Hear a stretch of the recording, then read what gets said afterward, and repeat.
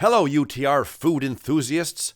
Now, you remember Ari Weinsweig and Zingerman's Deli from television shows such as Under the Radar Michigan, Season 1. Well, guess what? He's back, only this time with bacon. Now, you've heard the old expression, everything's better with bacon.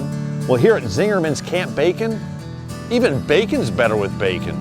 That's right. Every year, food lovers come together to celebrate how this salty, sweet, and savory snack satisfies your brain, your belly, and even your soul.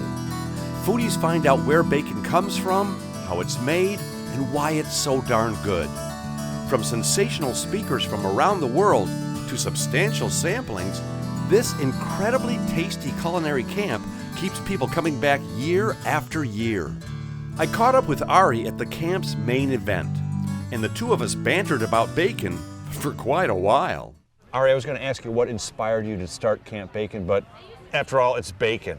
It is bacon, but there is actually a more interesting or mindfully created story behind it. About 10 or 11 years ago, I did a book called Zingerman's Guide to Better Bacon.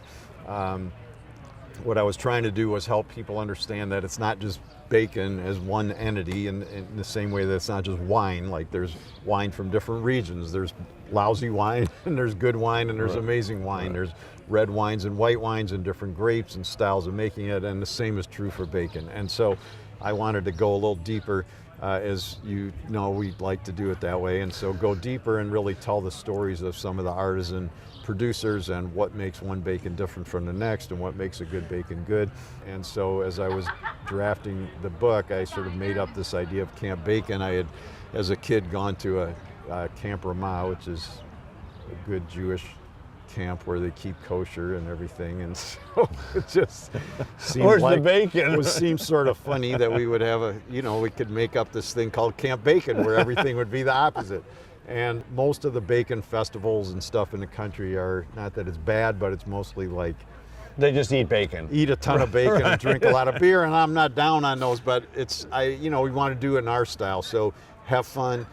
Well, it's eat educational, well, it's philosophical. and learn a lot, and really about life. And you're getting that in the talks today. Is just it's fun, it's interesting, but it's also touching your heart and your head. That's what I noticed about the talks is you get life messages, you get history, you get geography, you get it's more about connecting the human condition with bacon. Bacon for the brain, belly, and soul. Yeah. There you go. Yeah, it totally makes sense. This camp is amazing, and the people who put it on are as passionate as the bacon is delicious. So what's your secret for making bacon? So for us, it's about time and a lot of patience. So for us, we've got an 1888 smokehouse, which is a pretty cool thing to have. Awesome. And so we get to smoke right into there. But really, we've been, for Camp Bacon, we brought in 20 different bacons for us to taste. So we're in a pretty good place today. I didn't know there were that many bacons. There's a lot more than that, which is a pretty cool thing. Yeah. Now this is usually the time when I say, "Oh my gosh, what is that over there?" Then I run away with the food, but I'm not grabbing that. Yeah, this one's still peltingly hot. So where are we going right now? Right here, the smokehouse. So so the farm was originally a 600-acre dairy farm. Yeah. And this was built in 1888 as a milk house, so not a smokehouse. It wasn't an ice house, but it was a place where they could store the milk, so it was slightly cooler. We've taken liberties with it and turned it into a smokehouse. So Brian Merkel. Liberties meaning you just light a fire in it. We put a new shingles on the roof and everything. Oh my gosh! We got all of them in there. So what land mammals were these? These are from pigs. They're all from pigs. Oh, look at them! Look at that! That's like candy. That's like a big piece of candy. We've been smoking these for 24 hours now. I brought them in my suitcase from Minnesota yesterday. You really brought them in your suitcase? That's what it looked like.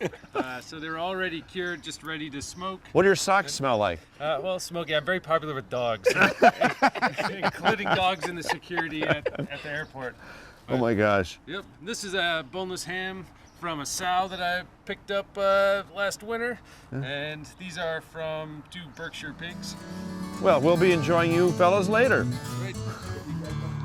Now, the only way to make this video any better would be to add smell-o-vision, because the smoky aromas I encountered were wonderful. I was saying this morning before you got here, I think, the world at large right now is not exactly the most spiritually uplifting place to be, but for the next whatever day, which is today, we get to actually be in our own little world of Camp Bacon and embrace diversity and teach culture and caring and generosity and collaboration and do it all while eating good food, and that's a pretty cool thing. I can't top that. That's awesome.